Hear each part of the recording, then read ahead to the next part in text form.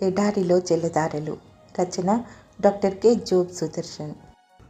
క్రీస్తు మన కోసము శాపమై మనలను ధర్మశాస్త్రం యొక్క శాపం నుండి విమోచించెను. గలతీ 3:14. దేవుని సన్నిధానానికి దూరమై పోవాలన్నదే ఈ శాపం. విందులో నుండి బయటకు తోలేస్తే వెలుపటి చీకట్లో పళ్ళు కొరుకుతూ ఏడుస్తూ ఉండాలన్నదే ఈ శాపం. శపించబడిన వాళ్ళారా, నన్ను విడిచి నిత్యాగ్నిలోనికి పోవుడి. మత్తయి 25:41. పాత నిబంధనలో శపితమైనది ప్రజల్లో ఉండకుండా వెలి అయిపోవాలన్న విషయం కనిపిస్తుంది. పరిశుద్ధ స్థలంలో ప్రాయచిత్తం చేయుటకు వేటి రక్తము దాని లోపలికి తేబడెను. పాప పరిహారార్థ బలియగు ఆ కోడెను, ఆ మేకను ఒకడు పాలెం వెలుపలికి తీసుకొని పోవలెను. లేవి 16:27. కాబట్టి యేసు కూడా తన స్వరక్తం చేత ప్రజలను పరిశుద్ధపరచుటకై గవిని వెలుపట శ్రమ పొందెను. హెబ్రీ 13:12.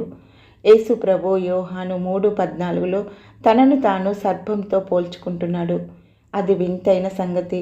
అరణ్యంలో మోషే సర్పమును ఎలాగూ ఎత్తెనో అలాగే విశ్వసించు ప్రతి వాడును నశింపక ఆయన ద్వారా నిత్య జీవం పొందినట్లు మనుష్య కుమారుడు ఎత్తబడవలెను. ఇప్పటి మన చర్చలో అది తేటగా అర్థమవుతున్నది. సర్పం శాపానికి గుర్తు. దాన్ని మోషే అందరికీ కనబడేలా ఎత్తిపట్టి ఉంచాడు. అదేవిధంగా శాపరూపుడైన యేసును సిలువకి కొట్టి పైకెత్తారు. కొంతసేపు దేవుడు క్రీస్తు చేయి విడిచిపెట్టాడు. దానివల్ల కలిగిన దివ్య ఫలితం ఏమిటంటే మరెన్నటికీ విడిచిపెట్టకుండా పాపులమైన మన చేతిని పట్టుకుంటున్నాడు. దేవా, నన్నెందుకు చేయి విడిచావు అన్న ఆయన కేక వలన మనము ఇప్పుడు సంతోషంగా అనగలుగుతున్నాం. తండ్రి, నిన్ను విడువను, నిన్ను ఎడబాయను అన్న నీ వాగ్దానం కోసం స్తోత్రాలు. మనం తండ్రితో చేరడం కోసం ఆయనను తండ్రి విడిచిపెట్టాడు. ఆ కేక యుగయుగాలు మన రక్షణకు పునాది.